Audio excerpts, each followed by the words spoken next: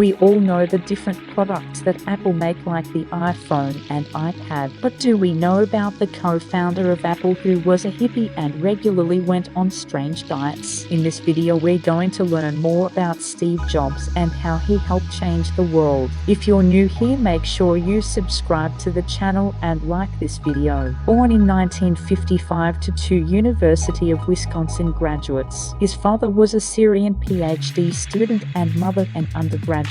As his biological parents never had the means to care for him, his mother put him up for adoption. It was through his adoptive father that Jobs developed an interest in electronics and engineering. He used to take apart and reconstruct electronics as his hobby, something that would prove to be valuable for him in future. Jobs was an intelligent young man and forward-thinking, however he never really liked school. He was constantly bored and because of this would pull pranks. He met his future business partner and friend Steve Wozniak when Jobs was in high school and Wozniak in college. Even though Wozniak was more advanced than him in building computers, they had a mutual interest in electronics and pulling pranks. In fact, Jobs and Wozniak made a blue box which would help them make long-distance calls for free. After graduating from high school, Jobs joined Reed College. However, he never found it interesting and dropped out a month later. He would still drop into different classes that interested him every now and then, including a calligraphy class which would later on be used on the Mac. He started looking for a job and was hired by Atari, a video game company, as a technician. One assignment, Jobs was given the task to create a circuit board for the arcade game Breakout. Since Jobs had little specialized knowledge, he asked Wozniak to help and he would split money with him.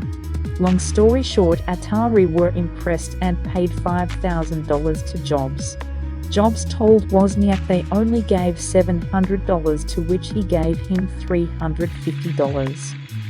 Steve then decided to take a spiritual journey to India and stayed there visiting different ashrams.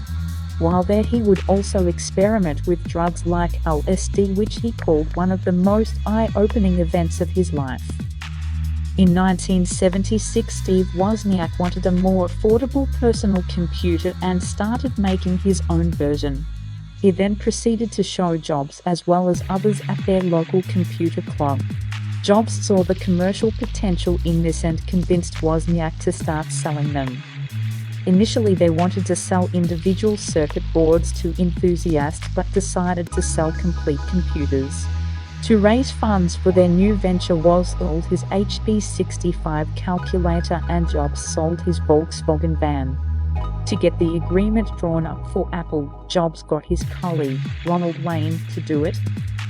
Ronald had experience of running a business before. The business was split three ways. Both Steves would get 45% each and Ronald Wayne 10%. However, because of business failures before, he sold his share back for only $800 only 2 weeks later. He had kept that 10%, it would be worth over $90 billion today. He sold the original agreement for only $500 in 1990. In 2011, it was sold for $1.6 million. They decided to call the company Apple because Steve Jobs lived on a farm for a short period and at the time he was on a strict fruit diet. Steve Jobs didn't really have enough knowledge to build computers, so he would leave that to Wozniak. Jobs focused more on getting customers and growing the company. Their first sale came from a local computer shop who ordered 50 Apple I computers. Seeing the success of their company, Jobs started looking for outside investment. Banks wouldn't loan them money as they were considered too risky. They approached some angel investors and secured investment into their company. They incorporated the business in January 1977.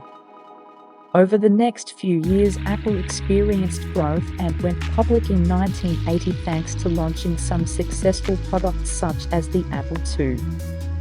By 25, Jobs was worth over $250 million. Many of Apple's employees would talk about Steve Jobs' reality distortion field. Basically, this was when Steve would convince his employees something was possible even though it was highly improbable. For example, if a project would be completed in an estimated 2 months, Jobs might say we can do it in 2 weeks. In 1983, Jobs persuaded then Pepsi CEO John Scully to join Apple with the now famous pitch, "Do you want to sell sugared water for the rest of your life? Or do you want to come with me and change the world?" Scully accepted. Initially, Jobs and Scully got along great, but as time went on, tensions grew between the two and they clashed on a few things. Scully wanted to focus on maximizing profits of existing products while Jobs wanted to focus on future innovations. Jobs tried to oust Scully from Apple, but when Scully found out about his plan, he called a board meeting. Scully informed Apple's board of directors and they sided with John Scully and removed Steve from his managerial duties. Upon this decision, Jobs then resigned from Apple and started Next, another computer company. At Next, he helped develop the Next Step operating system and the Next Cube. In a turn of events, Apple bought Next in 1997 and eventually Steve Jobs was back as CEO of Apple. In 1986, Jobs bought Pixar from Lucasfilm. They produced several hit films including Toy Story. In 2006, Disney agreed to buy Pixar for $7.4 billion, making Jobs the largest shareholder of Disney. Under Jobs' leadership, Apple became profitable and created many successful and innovative products including the iMac, iPhone, iPod, iPad and the iTunes Store. Not only that, but he had created the most valuable company in the world with value of over $1 trillion. Steve Jobs was an innovator and disrupted and improved many industries. Unfortunately, he passed away in 2011, but his innovations live on.